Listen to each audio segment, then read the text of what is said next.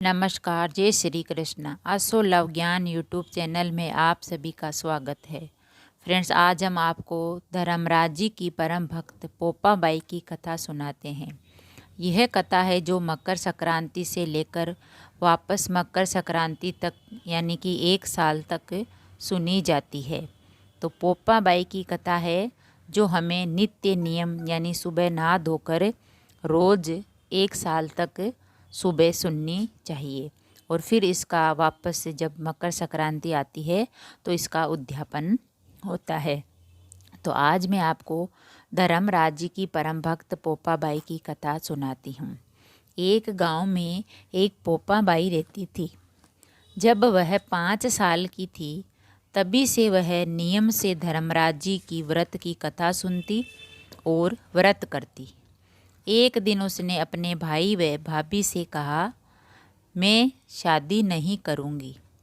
अब मैं अपना समय भगवान की पूजा अर्चना में ही बिताऊंगी।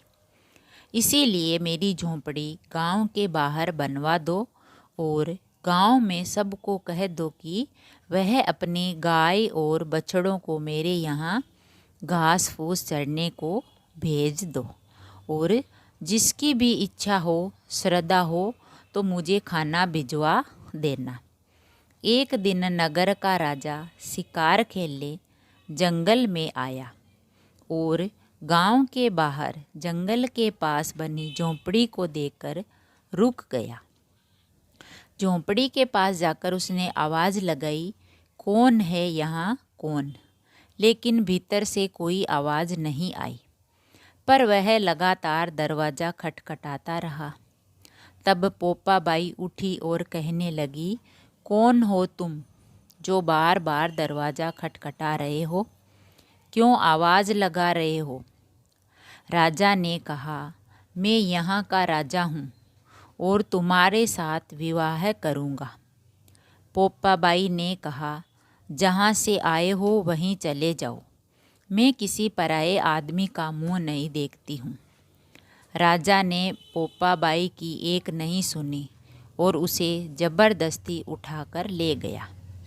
तब पोपाबाई ने राजा को श्राप दिया कि तुम्हारा सारा राजपाट नष्ट हो जाएगा।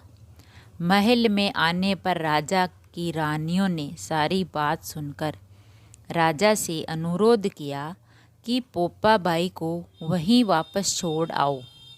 राजा जब पोपाबाई को वापस झोंपड़ी में छोड़ने जाने लगा तो रास्ते में पाप की नदी आई जिसमें राजा डूब गया। कुछ समय बाद पोपाबाई मृत्यु के बाद धर्मराज जी के यहाँ पहुँची और धर्मराज जी ने उन्हें स्वर्ग का राज दिया। एक बार एक सेठ व सेठानी मृत्यु लोक से स्वर्ग लोक को आए तो उसके द्वार बंद देखकर वह धर्मराज जी से द्वार खोलने का आग्रह करने लगे। धर्मराज जी कहते हैं, इस द्वार पर पोपाबाई का राज है। इस पर सेठ सेठानी कहते हैं, हम पोपाबाई को नहीं जानते हैं। धर्मराज जी उन दोनों की बात सुनकर कहते हैं, तुम दोनों 7 दिन तक मृत्यु लोक में रहो, वापस जाओ और 8 खोपरा से राई भरकर 5 कपड़ा ऊपर रखकर कहानी सुनकर उद्यापन करना और कहना कि राज है पोपाबाई का, लेखा लेगी राई राई का। बोलिए पोपाबाई की जय। अब मैं आपको धर्मराज जी की कहानी सुनाती हूँ। 2 सेठानियाँ थी।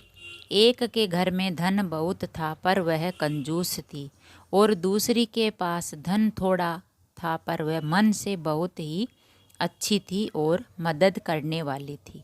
वह रोज़ सवेरे उठती, गंगा स्नान करती, तुलसी माता बड़ पीपल सींचने भगवान के मंदिर जाकर पूजा करती और धर्मराज जी की कहानी सुनती और सूरज भगवान की कहानी सुनती। भगवान के भोग लगाकर अतिथि को जिमाती, गाय कुत्ते के लिए ग्रास निकालती। दूसरी सेठानी इस धर्मात्मा को देखकर हंसती और कहती, पता नहीं दिन भर क्या करती रहती है। थोड़े समय बाद दोनों सेठानियों को भगवान का बुलावा आया। धर्मात्मा सेठानी के तो यमराज ने विमान भेजा और दूसरी को दूत मारते ही ले गए। रास्ते में सेठानी बोली, मेरे को भूख लगी है। तो दूत बोले, किसी को कुछ दिया होगा तो मिलेगा। फिर बोली, प्यास लगी है।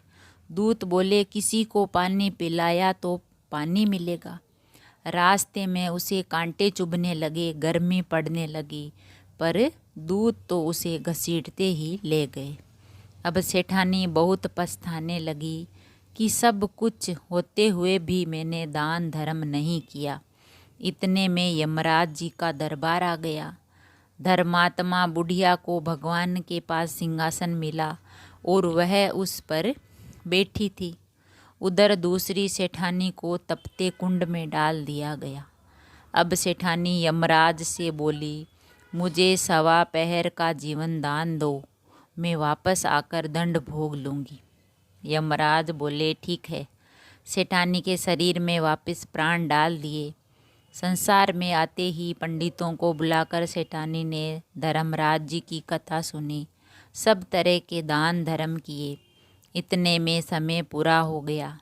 अब की बार विमान आया। 1.25 पहर के दान धर्म से सेठानी को स्वर्ग की प्राप्ति हुई। धर्मराज जी ने जैसी कृपा सेठानी पर की, वैसी सब पर करना। बोलिए धर्मराज जी महाराज की जय। अगर कहानी पसंद आई तो लाइक और शेयर ज़रूर करें। ऐसी ही कहानी और कथा सुनने के लिए, जानने के लिए चैनल को सब्सक्राइब करें। थैंक यू, धन्यवाद।